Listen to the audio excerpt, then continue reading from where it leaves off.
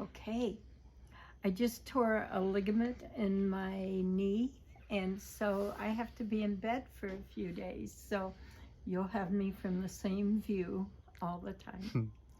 So let's see. I think today I want to talk about attachment because people are saying that you shouldn't get attached to any outcome or anything that you want. And my understanding of that is a little bit kinder, which is that you can want something, you can desire something, and that's wonderful. In fact, I think maybe even the divine plants that desire in you.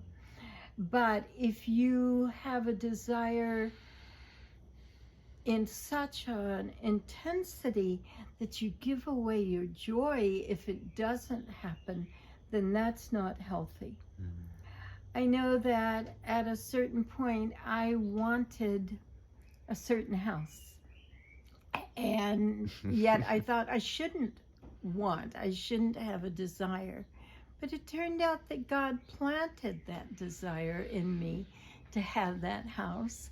And so as long as I was trying to make it happen, as long as it was difficult, for example, I took my kids to the beach and we drew the address in the sand and we described who would be in each room and all that, and it didn't happen and didn't happen. And then one day I woke up realizing that it can only happen if you surrender. If you say, oh, this desire was planted inside me by the divine, by God. And so I went around and I took down all the things I'd put up on the wall about why we would have this house and et cetera, et cetera. And then within an hour, a woman called and said, I just inherited several $1 million.